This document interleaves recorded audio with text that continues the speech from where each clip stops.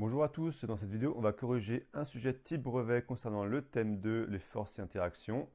Donc ici les forces au water polo, c'est un sujet du livre scolaire. Je vous mettrai les liens dans la description puisqu'il est accessible gratuitement. Et donc on va faire ce sujet ensemble aujourd'hui. On va commencer par découvrir les documents ensemble. Il y a deux parties, partie 1, partie 2. On va quand même faire tous les documents directement, ça sera peut-être utile. Il y aura peut-être des choses à apprendre dans la partie 2 utiles pour la partie 1. Donc on nous présente, petite phrase d'accroche, puis partie 1, étude des forces agissant sur le ballon immobile sur l'eau. Dans une piscine, les athlètes auraient tendance à couler s'ils ne nageaient pas, alors que le ballon flotte spontanément. Premier document, un ballon, une photo d'un ballon en train de flotter à la surface d'une piscine. Deuxième document, notion concernant les interactions. Donc on parle d'interaction lorsque deux objets agissent l'un sur l'autre. Une interaction s'établit le plus souvent par contact, mais elle peut aussi se faire à distance. Une interaction peut être localisée en un point précis ou répartie sur toute ou partie d'un système. Donc ça, c'est du rappel du cours. Parce que c'est une interaction. Le fait qu'elle puisse être soit au contact, soit à distance. Donc on contacte, on va prendre la balle avec la main, l'eau avec la balle, et distance, tout ce qui est gravitationnel, aussi tout ce qui est avec les aimants, par exemple. Et donc une interaction peut être localisée ou répartie. Donc soit sur un petit point, toute petite partie du système, soit sur l'intégralité du système ou une grosse partie du système. Et ça va être utile pour déterminer après le point d'application ici. On nous donne ensuite les propriétés physiques d'un ballon de water polo. Masse, volume, circonférence, pression intérieure. Il n'y aura pas forcément besoin de tout. Il va falloir sélectionner les bonnes données. Et une photo d'un match de water polo. Bon. Est-ce que ça va servir? On ne sait pas. En tout cas, c'est plutôt illustratif pour l'instant. La partie 2, c'est l'étude des forces lorsque le ballon est maintenu sous l'eau. Donc au début, le ballon est à la surface de l'eau, il va flotter immobile. Et là, il va être maintenu sous l'eau. Donc une faute courante en water polo est de maintenir le ballon entièrement sous l'eau pour qu'il ne soit plus jouable par l'adversaire. Donc on met une photo exemple ici, doc 5. Un joueur commet une faute en mettant le ballon sous l'eau. On nous présente une photo d'Archimède qui a vécu entre 287 et 212 avant Jésus-Christ. Et on nous précise un petit texte concernant la poussée d'Archimède. Vous avez peut-être vu ça en cours ou pas, mais peu importe, il y a tout ce qu'il faut là-dedans. Généralement, au brevet, il y a des documents que vous ne connaissez sûrement pas, qui vous êtes présentés. Il faudra faire le lien avec ce que vous connaissez, vos connaissances du cours. Donc on nous dit dès l'Antiquité, le savant grec Archimède a démontré que tout corps plongé dans un liquide subissait de la part de ce liquide une force de poussée verticale dirigée vers le haut. Donc il y aura une poussée verticale vers le haut, vers vous là. Et donc la valeur, elle est égale au poids du liquide déplacé. Et c'est cette force que l'on appelle la poussée d'Archimède. L'intensité de la poussée d'Archimède se calcule par la formule PA poussée d'Archimède est égal à ρ la masse volumique fois grand V le volume fois petit g l'intensité de pesanteur. Donc avec ρ la masse volumique du liquide en grammes par litre, donc 1 kg par litre pour l'eau, le volume en litres, donc le volume du liquide déplacé, et l'intensité de pesanteur en newton par kilogramme, donc à la surface de la Terre, 9,8. Donc voilà les documents, les 7 documents. Donc maintenant les questions. La première question, c'est établir le diagramme objet-interaction, le DOI, du ballon lorsque celui-ci flotte sur l'eau sans qu'aucun joueur soit de tas. Première question, établir le diagramme objet-interaction, DOI, du ballon lorsque celui-ci flotte sur l'eau sans qu'un joueur s'en soit emparé. Donc en fait dans cette situation-là, lorsqu'il est donc immobile sur l'eau. Donc on va faire quoi? On va prendre notre système, c'est le ballon. Donc on va prendre le ballon, on va le mettre dans une bulle. Pour le DOI, ça sera la bulle centrale. C'est le système étudié. Ballon. Ensuite, avec quoi il peut être en interaction ce ballon? Déjà, il sera en interaction avec l'eau, ça c'est clair. Et l'interaction avec l'eau, ça sera une interaction de contact. Donc je vais prendre un stylo, on va mettre l'eau dans une bulle. Et donc, ça sera interaction de contact, donc ça sera une flèche pleine, double flèche pleine. Interaction, chacun agit sur l'autre, une flèche de chaque côté. Après, j'ai quoi? J'ai l'air qui est autour. Donc on va mettre également l'air en système. l'air c'est au contact également, hein. Double flèche pleine. Et enfin, il en manque une, ben, la surface de la Terre. Tout corps à la surface de la Terre est en interaction gravitationnelle avec elle. Donc là, il y aura ben, la force exercée par la Terre. Mais attention, cette fois-ci, ben, c'est à distance. Terre avec un grand T, parce que c'est la planète. Et la planète, elle va exercer une interaction gravitationnelle à distance, donc ce sera des pointillés, une flèche, double flèche en pointillé. Donc voilà, on a nos trois interactions. On ne nous dit pas le nombre ici, mais c'est tout, hein. On en a trois. L'eau, le ballon au contact.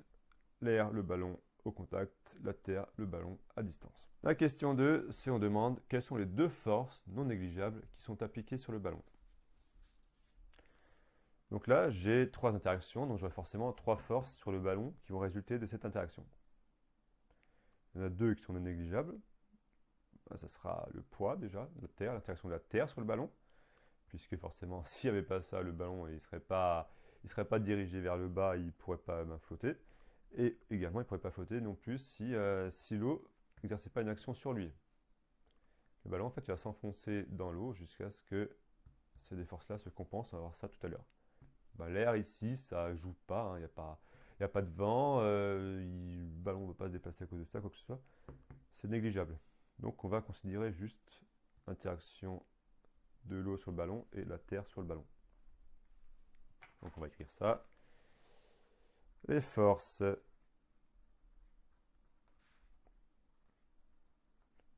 non négligeables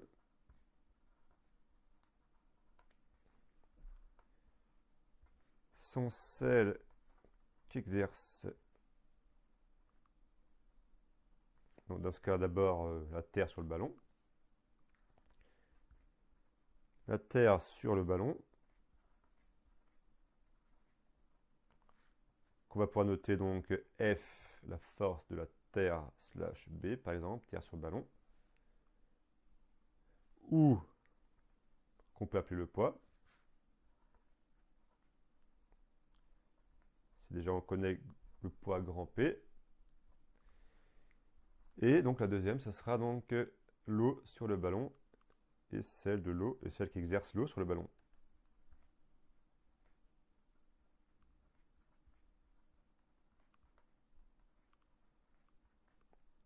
Dans ce cas, là, ça sera F de l'eau sur ballon, E sur B. Et donc, on a vu déjà dans le document en partie 2, hein, ou la poussée d'Archimède.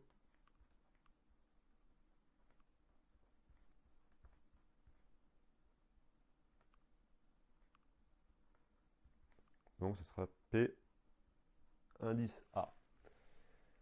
Voilà les deux forces non négligeables dans cette situation. Alors maintenant, j'ai déjà préparé la suite. On nous demande de préciser les quatre caractéristiques des forces. Ce sera le point d'application, direction, sens, intensité pour chacune de ces deux forces. Donc j'ai fait un tableau par exemple. Donc la première c'est le poids, hein, et la seconde la poussée d'Archimède.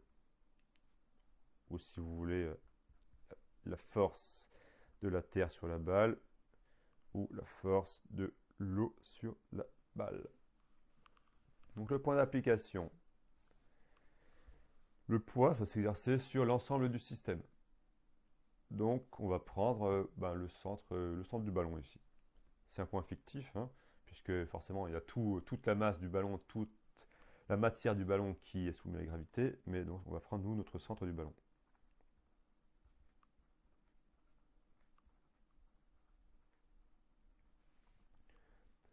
Pour la force qu'exerce l'eau sur le ballon, donc la poussée d'Archimède, c'est un peu plus compliqué, on va dire. Puisqu'en fait, finalement, on a une ligne de flottaison ici, on aura le ballon qui sera un peu dans l'eau.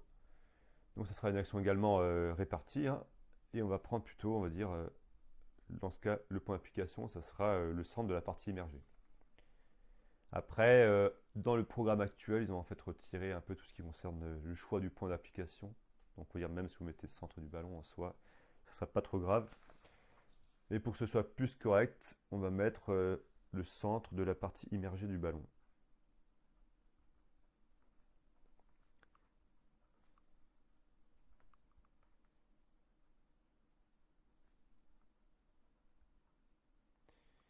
Immergé, je ne sais pas écrire, du ballon.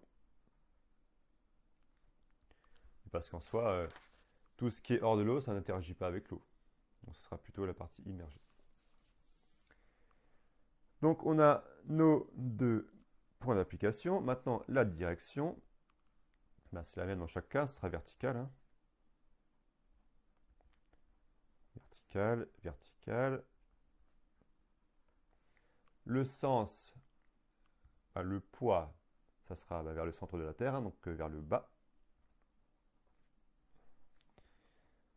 Et la poussée d'Archimède, ça sera vers le haut. Ça va chercher à sortir le ballon de l'eau finalement. Alors l'intensité, c'est un peu plus compliqué. On nous donne en partie 2 la formule de la poussée d'Archimède, mais on n'en a pas besoin ici. C'est d'ailleurs pour ça qu'ils ont demandé que en document en partie 2, pardon. Donc on sait quoi? On a deux forces, on va calculer soit le poids, soit la poussée d'Archimède. Et nous, on connaît la formule du poids vraiment. On sait que le poids, c'est petit p est égal à m fois g. Donc, qu'est-ce qu'on a comme information ici? Eh bien tiens, on nous donne la masse de notre balle, 420 grammes. Donc on peut calculer le poids, ça c'est pas un problème. Donc dans notre formule, le poids c'est en newton, la masse c'est en kilogrammes, et ça c'est en newton par kilogramme. C'est donc 9,8 à la surface de la Terre. Hein. D'ailleurs, on nous le rappelle également sur la page 2, intensité de pesanteur, 9,8 newton par kilogramme. Il y a tout ce qu'il faut juste trouver au bon endroit. Mais cette formule est à connaître par cœur. Hein. Donc on a P égale à m fois g. Donc on a notre masse du ballon qui est de 420 grammes. Donc en kilogrammes, ça fera 0,420. Donc fois 9,8. On fait le calcul et on trouve 4,1 newton. Donc l'intensité, c'est 4,1 newton. L'intensité du poids, ou de la force qu'exerce la Terre sur la balle. Alors maintenant, comment on connaît la poussée d'Archimède ou la force qu'exerce l'eau sur le ballon? Alors ça, en fait, c'est simple. Si le ballon il est immobile, donc il est en équilibre. C'est-à-dire quoi? C'est-à-dire que les forces elles vont se compenser. Donc on voit bien, hein, la direction c'est la même, la droite d'action ici, là, touc, touc, touc, touc. La droite d'action, ça sera la même, la verticale. Le sens, un vers le bas, un vers le haut. Et enfin, pour que ça se compense, il faut quoi? Il faut forcément que ça soit la même valeur. Donc les forces auront la même intensité, même direction, sans s'opposer. Comme ça, j'ai un équilibre. Donc on peut marquer ça. Hein. N'importe quoi. Le ballon est en équilibre. Donc le poids est égal à la poussée d'Archimède. Voilà. Donc on a répondu à la question 3. Maintenant, il nous reste, pour cette première partie, représenter sur un schéma ces différentes forces. Donc on va prendre ce qu'on a trouvé avant. Hein. On prend une règle et donc on va dessiner ces forces. Donc on a dit le poids. Ça sera le centre du ballon. Le point d'application. La direction sera la verticale. Hein. La droite d'action, ça sera la verticale. C'est la même pour les deux. Et on nous dit dans le sujet 1 cm pour 1 newton. Donc je vais simplement faire 4,1 cm. Hein, puisque forcément, hop, si j'ai 4,1 newton pour 1 cm, ça va nous faire donc 4,1 cm. Donc ça sera la même valeur pour les deux. On a vu donc 4,1 cm pour les deux. Donc le poids, on va prendre la même couleur qu'avant, en rouge. Donc je vais prendre 4,1 cm qui part d'ici à l'horizontale, hop, vers le bas. Ça sera le poids. Et donc, la poussée d'Archimède, que je vais faire en bleu, elle partira plutôt, le point d'application sera plutôt ici. Et dans ce cas, ce sera également 4,1 cm à la verticale, mais vers le haut.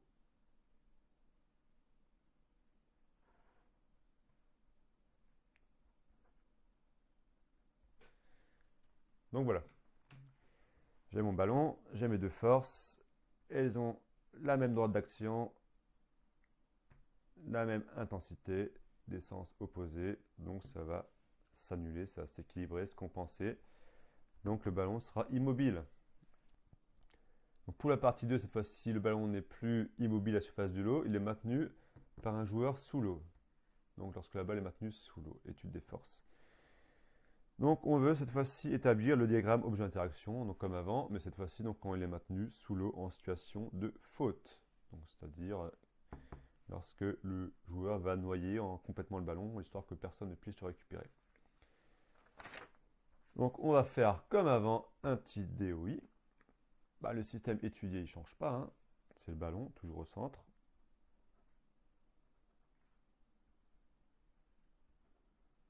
Dans une bulle. Ce qui va changer, bah, c'est le poids, hein. Le poids est toujours présent, toujours à distance. Hop. Direction de la Terre sur le ballon. Toujours T majuscule, parce que sinon la Terre minuscule, c'est le sol. Et c'est pas le sol ici, c'est le centre de la Terre qui l'attire.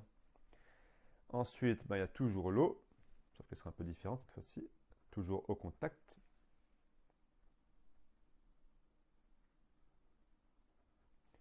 Et on aura, cette fois-ci, bah, il n'y a plus l'air forcément, parce qu'elle est immergée, mais donc il y aura le joueur au contact avec sa main qui va la maintenir sous l'eau, hein. Joueur, main, joueur, hop. Système joueur. Donc finalement, on a le même qu'avant en fait. On a le même qu'avant, sauf que j'ai remplacé l'air par le joueur.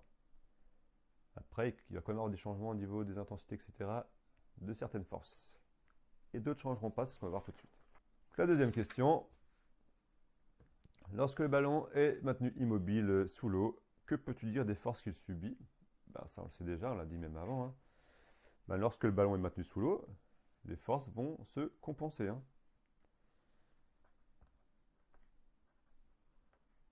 Lorsque le ballon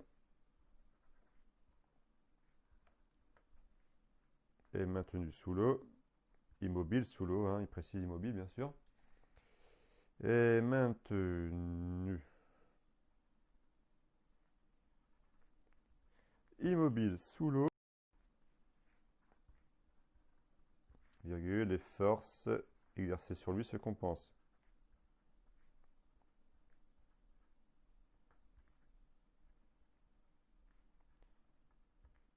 Hop, je fais deux S différents, se compense.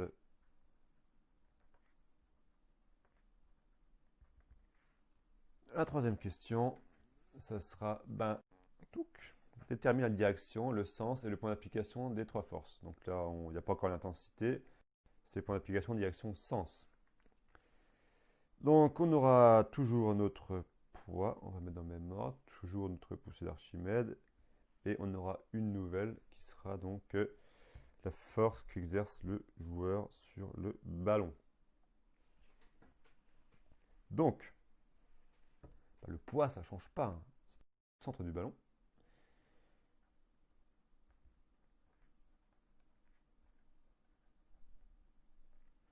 La poussée d'Archimède, cette fois-ci, le ballon, bon là, c'est pas exactement le cas sur la photo, mais on part du principe que le ballon est entièrement sous l'eau. Donc dans ce cas, ça va s'appliquer sur l'ensemble du ballon. Donc on va également prendre le centre du ballon. J'ai plus qu'une petite partie du ballon, j'ai tout le ballon, donc on va prendre le centre, vu que c'est une sphère, hein. Ensuite, la force du joueur sous le ballon, et là, ça sera un peu comme avant, mais cette fois-ci, donc ça sera l'endroit où la personne pose sa main. Donc, finalement, ça sera le centre de la zone de contact entre la main et le ballon. Donc si la personne ici, elle tient le ballon,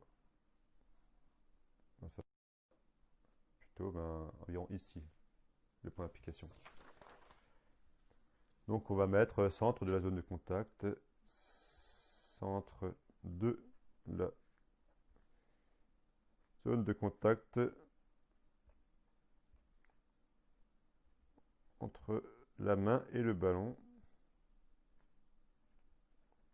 J'ai pas la place entre la main et le ballon.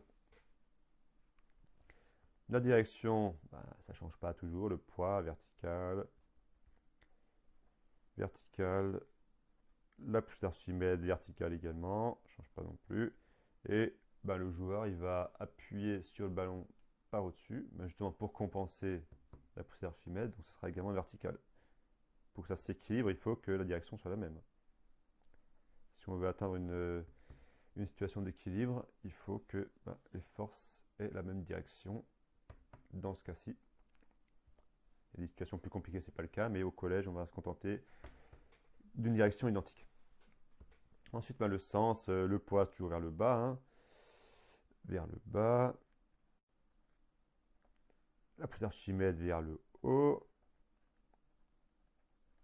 Et la force du joueur sur le ballon, ça sera vers le bas, il va le pousser vers le bas, pour pas que le ballon remonte.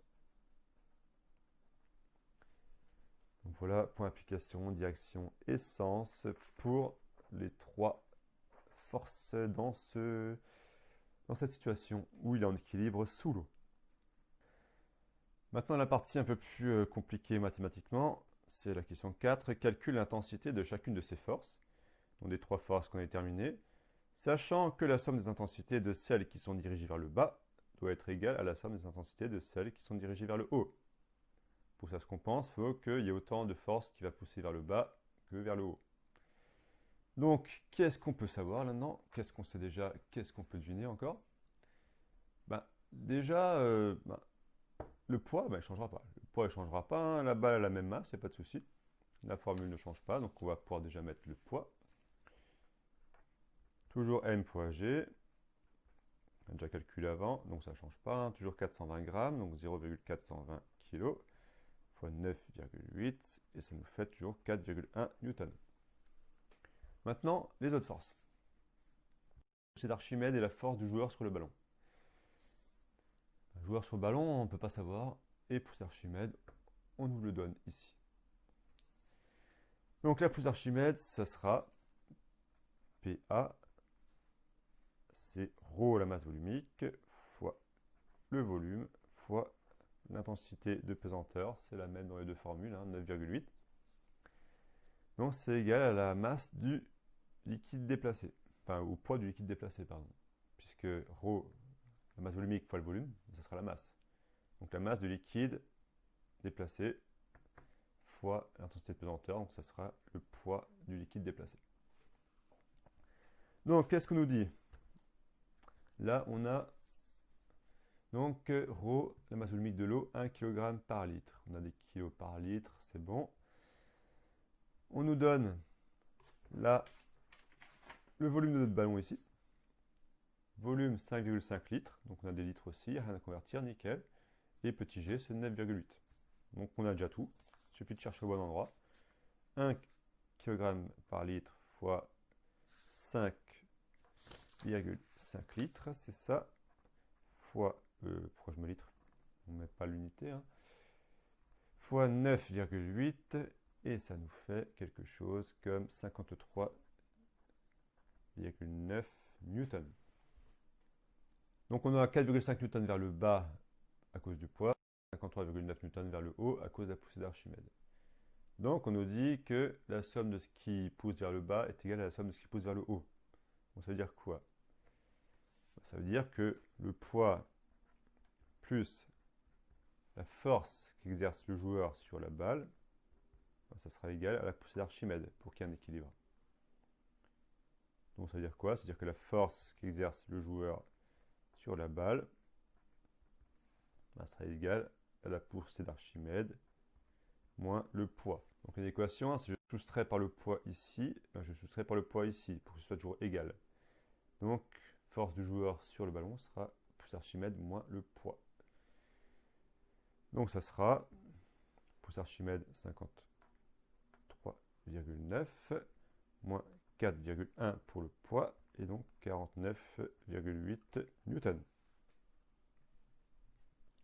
Donc en effet, le joueur, l'action du joueur sur le ballon, ça va compléter le poids, entre guillemets, pour que ça compense la poussée d'Archimède. Donc là, la difficulté, c'était de déterminer, trouver ce qu'on pouvait calculer à l'aide de données, et donc trouver ensuite, à l'aide de ce qu'on a calculé, déterminer ce qui manquait, donc la force du joueur sur le ballon. Donc, question 5. Trace un schéma simple de la situation et représente les trois forces exercées sur le ballon en prenant son centre comme point d'application fictif de deux d'entre elles. Utilise l'échelle 1 cm pour 10 newtons.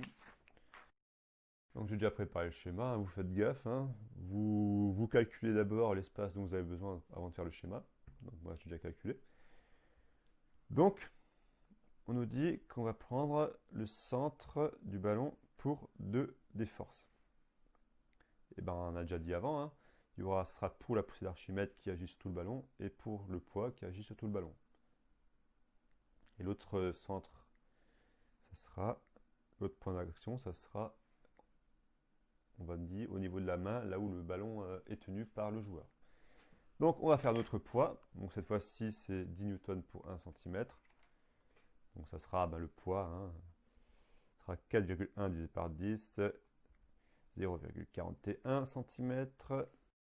Je prends ma règle, verticale vers le bas, ça sera tout petit, vu l'échelle, tout 0,4, le poids.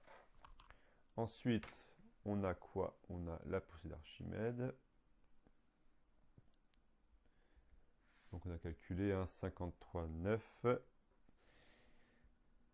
divisé par 10. Donc ça nous fait 5,39 cm,4. Cette fois-ci vers le haut. 5,4 à la verticale.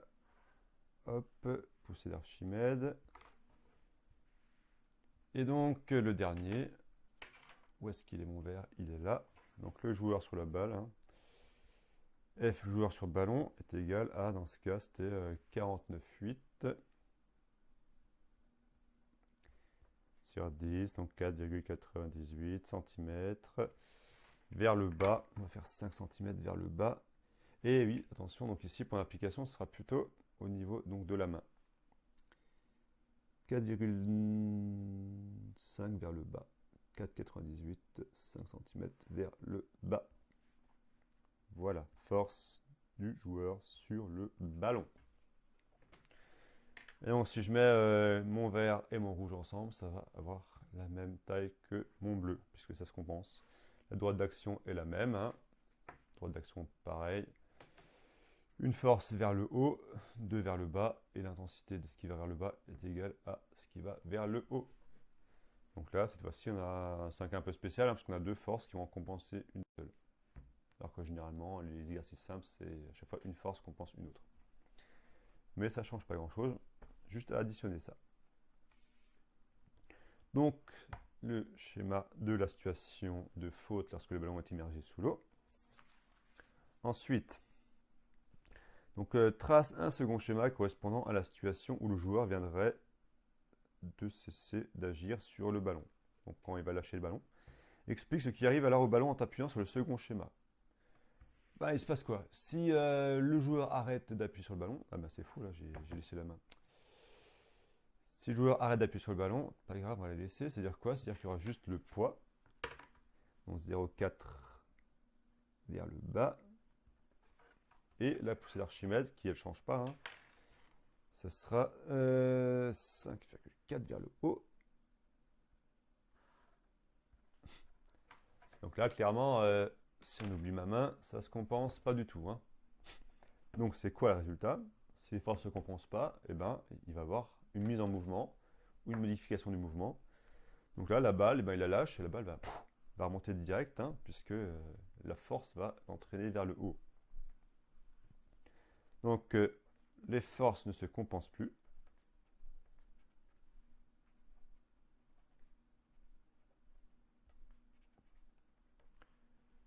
Résultat. Donc le ballon va se mettre en mouvement.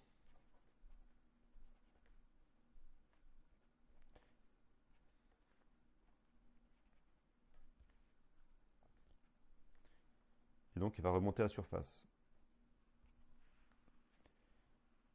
Et remonter à la surface.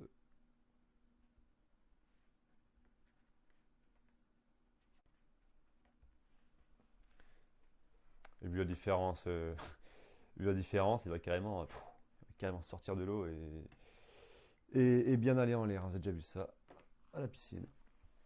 Donc voilà pour ce sujet, on a tout fait. Donc en soi, il n'est pas si dur que ça. Il y a vraiment toutes les informations dans les documents, il faut bien lire, hein. Lire tous les documents, regarder ce qui peut être utile ou pas. Également dans les questions, il y a toujours des pistes, hein. Surtout à la fin, on nous dit bien, enfin déjà au début, on nous dit il y a deux forces non négligeables, donc c'est qu'il y en a deux. On nous dit ensuite qu'on va prendre le centre du ballon pour point d'application de deux des forces, par exemple. Nous explique également que les intensités se compensent, etc. Donc il faut vraiment lire les questions en entier proprement. Il y a plein d'informations partout. Il faut juste trouver ensuite tout réunir pour pouvoir répondre à la question. Et donc, bien sûr, répondez bien aux questions une par une en entier, hein. Donc voilà pour ce sujet qui récapitule bien tout ce qu'il faut savoir sur les forces et interactions. Donc très intéressant comme sujet. Et je vous dis à bientôt. Ciao. Un petit supplément sur ce chapitre qui n'est pas toujours bien compris, c'est le lien entre la force d'attraction gravitationnelle et le poids. Donc la force d'attraction gravitationnelle, c'est ce qui va s'exercer entre deux corps qui ont une masse. Donc la force qu'exerce A sur B, l'objet A sur l'objet B, ce sera égal à la force qu'exerce l'objet B sur l'objet A. Donc ça sera grand G, qui est une constante, la constante gravitationnelle, fois la masse de l'objet A, fois la masse de l'objet B, divisé par la distance entre les deux au carré. Donc si jamais vous vous situez à la surface d'une planète, comme ici, il y aura votre masse à vous, la masse de la planète, et dans ce cas, la distance, ça sera ce qui vous sépare du centre de la planète. Donc finalement, c'est les rayons de la planète. Donc par exemple, si je veux calculer ma masse sur Terre, donc la force de la Terre sur vous, ça sera égal à la force de vous sur la Terre. Donc c'est le poids, hein. Ce qu'exerce la Terre sur vous, ça sera le poids. Donc ça sera grand G fois la masse de la planète fois votre masse à vous divisé par donc, le rayon de la Terre au carré qui est la distance ici, hein. Donc rayon de la Terre au carré. Donc j'ai plus qu'à remplacer les termes. Cette formule, on vous la donnera quoi qu'il arrive, hein. On vous donnera la formule, la constante aussi, la constante qui est 6,67 fois 10 puissance moins 11, qu'on va multiplier par la masse de la Terre, où qu'il est mon violet, il est là.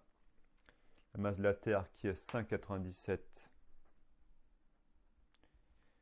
fois 10 puissance 24, qu'on multiplie par votre masse à vous, on va prendre 50 par exemple, et qu'on va diviser par le rayon de la Terre, qui sera le rayon de la Terre, 6370 km. Alors attention, c'est 6370 km, sauf que ça c'est en mètres la distance. Les masses c'est en kilogrammes, les deux. Et la constante gravitationnelle, bon, ça on vous le donnera. Qu'est-ce que j'ai comme autre couleur? Un bleu par exemple. Donc c'est des newtons fois des mètres carrés divisé par des kilogrammes. Mais bref, ça c'est constant, on vous la donne. Donc nous, on veut savoir les masses en kilos, c'est le cas, et la distance en mètres. Donc ici, j'ai des kilomètres, donc on va juste faire x 10 puissance 3 ou x 1000. Le tout au carré. Et si on fait ce calcul, on trouve 490 newtons. Et maintenant, si j'utilise ma formule de poids, P est égal à M fois G, j'aurai dans ce cas est égal à 50, hein, si ma masse est 50 kg, fois 9,8. Et je trouve 490 newtons. La même chose, forcément, car ces deux formules, c'est la même chose. C'est juste que la surface de la Terre, si on calcule le poids de n'importe quoi à la surface de la Terre avec cette formule, G il est toujours constant, il ne change pas, hein. La masse de la Terre ne change pas, le rayon de la Terre ne change pas. Donc tout ça, c'est constant. Et si jamais je fais le calcul de tout ça, eh ben, j'obtiendrai 9,8, mon petit g. Mon petit g, on réunit juste grand G, la masse de la Terre, rayon de la Terre, ensemble. Donc g est égal à 9,8. C'est pour ça que ces deux formules, finalement, sont les mêmes. Mais attention, forcément, mon petit g va varier selon les planètes. Si je fais sur Mars, maintenant, le même calcul sur Mars, je vous l'ai déjà fait, hein, j'obtiendrai, pour une masse de 50 kg, 186 newtons. Donc forcément, le G ne sera pas le même, parce que si je prends le rayon et la masse de Mars, j'obtiendrai un autre G qui sera ce G, ce sera égal à 3,7. Donc pour Mars, si je fais P égale M fois G, je vais devoir prendre mes 50 kg fois mon nouveau G pour Mars, et donc je trouverai également 186 newtons.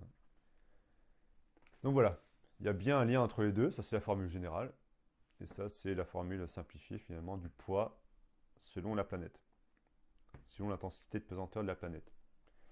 Après, certains exercices, si vous avez peut-être fait, ben, vous vous rendez compte que forcément, si je suis au niveau 0 ou si je suis en haut d'une montagne, eh ben, il y a quand même une petite différence ici. Donc forcément, le G va un tout petit peu varier, puisque le rayon va varier. Mais 9,8, c'est la moyenne qu'on prend sur Terre. Donc voilà, c'est tout pour ce thème. Bonne chance à vous et à bientôt.